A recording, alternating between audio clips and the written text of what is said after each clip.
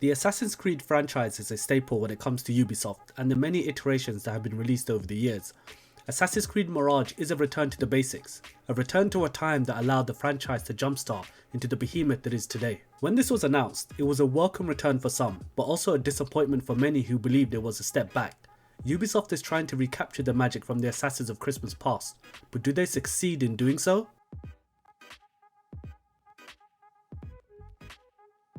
Before we get into it, I personally have not played many of the Assassin's Creed games, however I have credits on Mirage.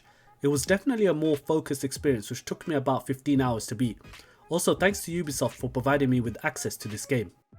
يا باسم. لم أفعل سوى واجبي. سنشهد معا نهاية العلة التي ألمت بالمدينة. لا تبحث إلا عن الغول. يتحدث الناس عنه، لكن أحدا لم يره قط. ما الذي تعرفه عنه؟ Now if you have played Assassin's Creed Valhalla, then you'll already be somewhat familiar with the protagonist of this game, a thief called Basim, who suffers from constant nightmares of a demon-like figure that is trying to devour him. After Basim takes on a job that not only makes him a wanted man, but also causes harm to those close to him, he is invited to train as an assassin and assist in taking down the Order, a secret group behind the many atrocities that happen in Baghdad. I felt that the story was pretty engaging from beginning to end, and this shows as it was touted the game was a more focused Assassin's Creed experience, and this really worked in its favour. I'll even admit that I did not see that ending twist coming, which only elevated the narrative higher in my eyes.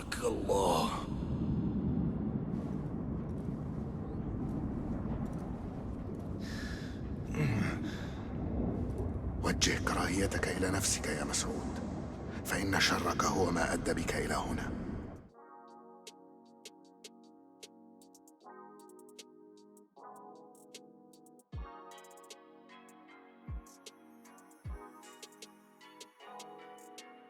In Mirage, the city of Baghdad is your playground, and this is where you'll be spending the majority of your time. Props to Ubisoft on their attention to detail, as the city feels truly alive, whether you are traversing from rooftop to rooftop or in the midst of the marketplace. The team have done a great job in making me feel like this is what Baghdad could have been like during that time period. Speaking of traversal, there are a few ways you can get around the city, and the first option we touched on before is via the rooftops using parkour.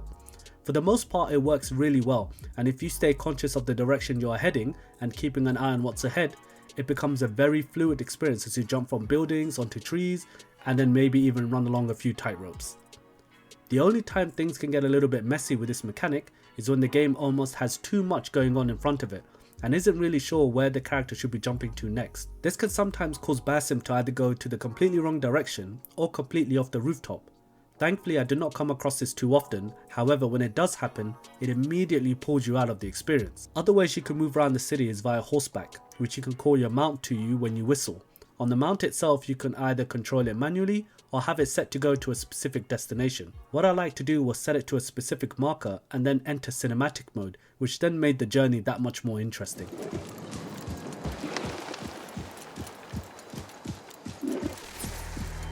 Lastly, you can also have your feet on the ground and use the streets with the people. While I assume not many will do this outside of missions, the option is still there nonetheless. One thing to mention is that regardless of how you choose to get around Baghdad, the size of the city is considerable, so when you tire of using your horse or the rooftops, you do have the option of unlocking sightseeing towers as fast travel points which you can go back to anytime.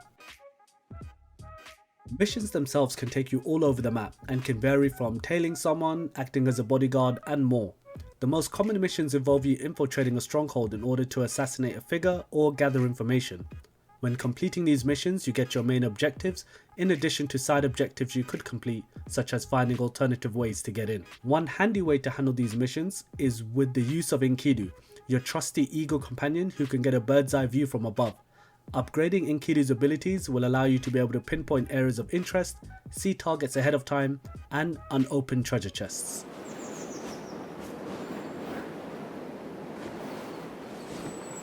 Stealth is still a core function in the Assassin's Creed games, and this is no different in Mirage.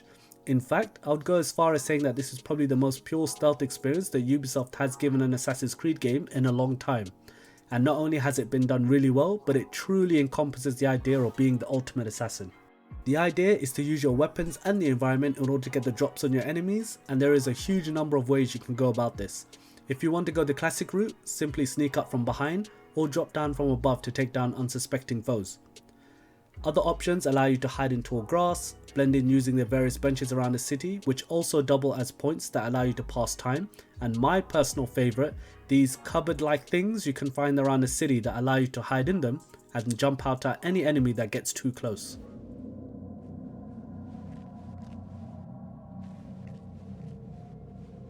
اخرج لنسفك بعض الدماء. أي اتجاه أسلك؟ Want to face your foes head on instead? Well, combat is available, and the best way to describe it would be easy to learn but hard to master.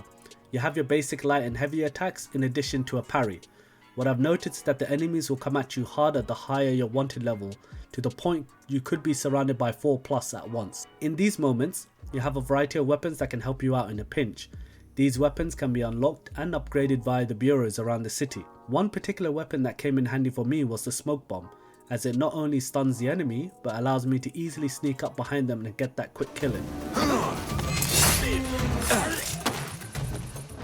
I really did enjoy my time in Assassin's Creed Mirage, and hope Ubisoft consider releasing more focused Assassin's Creed games such as this. Baghdad was incredible to run around in, and parkour was smooth for the most part. Combat was challenging but fair, and stealth made me feel like one of the assassins. Assassin's Creed Mirage gets a gold stamp from me. If you enjoyed this video, please do click that like button, leave a comment letting me know what you thought of the game, and subscribe to the channel for plenty more videos coming down the line. Want to see more Assassin's Creed Mirage? Check this playlist right here. الآن أيها القائد البحري.